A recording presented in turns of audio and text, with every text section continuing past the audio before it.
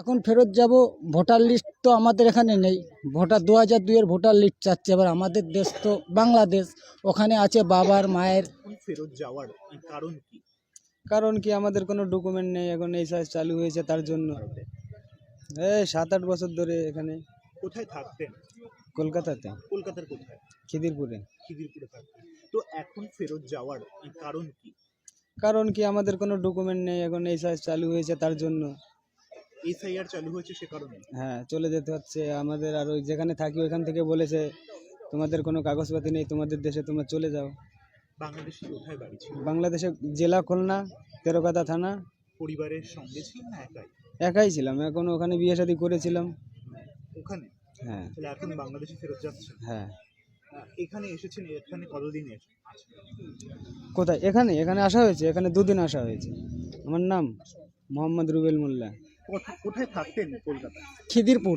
খিদিরপুরে থাকতেন। কিভাবে ভারতে এসেছিলেন? ভারতে আমি তো আসিনি, মানে আমাকে নিয়ে এসেছে আমার মা বাবা, মনে করো ছোট থাকতে। ছোট থাকতেন। কি নাম আপনার? রবিউল শেখ। রবিউল শেখ। আর বাংলাদেশের কোথায় ঠিকানা? খুলনা জেলা। খুলনা জেলা। এখন ফেরত যাবেন কেন? এখন ফেরত যাব। ভোটার লিস্ট তো আমাদের এখানে নেই। ভোটার 2002-এর ভোটার লিস্ট চাচ্ছে। এবার আমাদের দেশ তো বাংলাদেশ, ওখানে আছে বাবার মায়ের। আমার ফিলহাল নেই। এই এখানে ভোটার কার্ড বানিয়েছেন? জি না, এখানে কিছু নেই। আচ্ছা, এখন ফেরত যাবেন। হ্যাঁ। এটা কোথায়? এটা হাকিমপুর। থাকতেন এখানে? কলকাতা কাশীপুর থাকতাম। আচ্ছা, এখন ফেরত যাচ্ছেন কেন? আমাদের কোনো কাগজপাতি নেই, ডকুমেন্ট নেই, এই জন্য। ভারতে কোনো কাগজ বানাতে পারেন? না, আমরা বানাইনি। আর ভারতে কবে এসেছিলেন? এসছি 1-1.5 বছর হচ্ছে। 1-1.5 বছর। কিভাবে এসেছিলেন?